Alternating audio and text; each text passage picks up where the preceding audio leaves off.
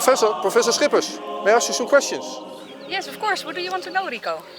We're in your home. Is this how you typically dress, Michaéla? Not in my home, but we're going to an event with Jordan Peterson. He is in the RAI today in Amsterdam. Yeah. And he invited me to come, and I've worked with him, so I said yes, of course. So later this evening we will talk to Mr. Peterson. Yes. And see him at work in RAI in Amsterdam. Yes. What I wanted to talk to you about here is what I see happening. Everybody sees that happening globally in the world, with escalating conflict in Ukraine, where Russia will allow certain parts of Ukraine to become part of Russia, and then NATO and EU on the other hand saying, well, that's not going to happen, and then we have for the first time a real conflict at the border of Russia. And we see stock markets going down, taking plunges. We see the British pound being pounded, losing its value. Same for the euro. Yes. Interest rates going up, so it's a technical, but you see on multiple levels, you see the politicians, the managers of the world, not being able to change a downward trajectory. Right. It's a downward spiral, and we're dwindling, and we are unable to stop it. So what it reminded me of was, it's called an ant mill. Ants. Yeah, ants, like the industrious, most industrious animals on earth, they say sometimes. And so you have these army ants, and they sometimes they follow each other's pheromones. So this with their smell. And what they do is they take on a prey, because the prey is too big, they can't take it on themselves, but they do it with a whole big group. And that works quite well, very efficient, and evolutionary, this is a very good trait to have. The only thing is that sometimes a part of the army gets lost, or even a big army gets lost, and they get into this circle, and this is called a death spiral actually, and they keep on walking in this circle and following each other's pheromones. The army of army ants will just be going and going, and they follow the one just before them. And they go round in circles and circles until they collapse actually. And it's been noticed even sometimes that the dead ants are being pushed out of the circle, and then the rest goes on until the whole army dies basically from exhaustion. So what I'm describing you as current affairs in the Netherlands and abroad reminds you of those ants. Exactly, because what it seems like, and in management it's also been described as for a dwindling company. Companies also get into the spiral of negativity, and they make decisions over and over again, dysfunctional decisions, but they try to get out of this situation. Unable to break the downward spiral. Yes, they're basically unable to break this. So you're my beacon of hope. How do we fix this? How do we snap out of it? I will get to that, but first I want to describe a little bit more in detail, because the first step is to be aware what's going on, what is happening, and a lot of people see it, but they don't know what to do about it. So they feel helpless. They feel also trapped, and this feeling of entrapment is very right, because you are entrapped and we're all in this circle. So some people are able to step out of that. And how do they do that? We want to know that, of course. But first we need to know what's going on. So basically what's happening is, in management it's been described not a lot, so that's why I made my own definition of it. And I started by, okay, what is it? It's continuous flawed decision making, basically.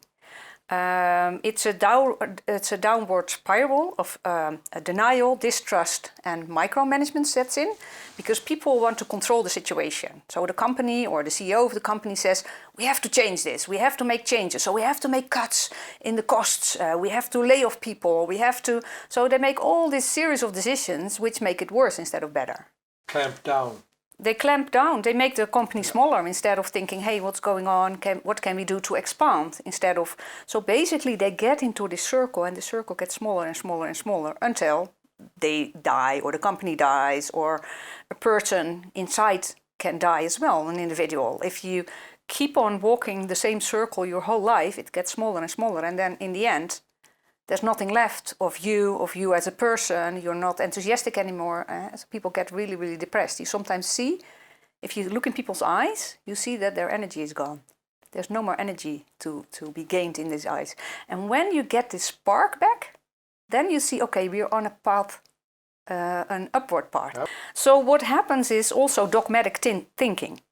So it's been said there's one truth. There's one solution that we have to come up with. And then dogmatic thinking sets in. Science can give us a solution for this, like it's a new religion.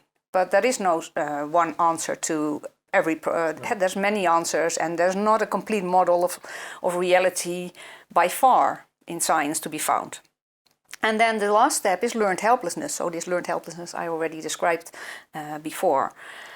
So what I want to do is more clearly define what a death spiral is, describe the phenomenon in more detail, and describe how you can snap out of this. So now we know we are entrapped in this. At least it can be on every level, individual, group, and societal level. And then the first step to get out of that is to realize what's going on. Okay, step out of that ant mill. What is going on? Why are they all walking in circles? Okay, can I help them? Can I do something to get more people out of that circle? But at least myself first. So a small couple of people might do that. And sometimes it helps to have a turnaround leader, like on a mass scale. If you look at Nelson Mandela, he's an example of a turnaround leader. He said, okay, a lot of bad things have happened here. We have been in this downward spiral. If I want us to get into an upward spiral, we shouldn't do a blame game, for instance. If we start punishing people for all the wrongdoing, then maybe we feel good for a small moment, but then the whole society isn't saved by that. So he had this committee, this Truth and Reconciliation Committee he started. And this was to restore trust. The first step you always have to do is restore trust in institutions, in people, in each other. And you have to start collaborating again. So if you want to have this energy back into society, you have to make people autonomous. Because in a company, for instance, that is down the drain, then people come up with ideas and then nobody is listening to them. And then they are like, yeah, I had a good idea, but nobody's following up. No, follow up on every idea. Try to take it seriously. Thank you for this nice idea, and build on it. So we have to use people's brains again. If we can use the capacity of brain power of all people, then it's better, right? And then it shouldn't be used for a negative agenda or to do negative things, but okay, what is a good decision for humanity? How can we solve this problem? How can we solve the gas prices? How can we solve... and then a band of people can try to solve each problem on a micro level, but also on a macro level. So I think that's a start at least. And so if you have done this step, thinking of possible solutions, it's also good to think about what the ideal situation is. What is the ideal life that you have in mind for yourself, for your company, but also for society at large? And as soon as we know, we have all written about this, I devised an intervention for that. So you can write about it. What is your ideal life if there were no constraints? What does your ideal company look like, or your ideal group look like, or your ideal family look like even? And even society. Your ideal society if there were no constraints. And then you contrast that with what is going to happen if we go on like this. Then it might be that people realize they're in this trap. Okay, for now I'm okay, but if I go on like this, I get hungry, I get thirsty, I get tired, and I'm not getting anywhere. And then, okay, I have to step out of this. And if you're out of that, you need a new direction, not going back in this circle again. Exactly, but if it's a void on the outside, you're better off repeating the same circle that you were treading before. So we have to make it, give it an appeal to step out of that. Yes. Spiral. Yeah, so first people need to notice, because some people don't even notice. I'm fine, I still have food, yeah, I can work a little bit harder to pay my energy prices, I can do this, this and this. They try to solve all the problems because people and society sometimes gets into a survival mode. And a survival mode prohibits you from thinking rationally. or thinking about your situation. It's really difficult to think if you're in survival mode. The only thing you think of, okay, how am I going to pay for the gas this month? How am I going to get food on the table? How am I going to This is literally what's happening in the Netherlands currently. In the Netherlands, but in a lot of countries, I think, yeah.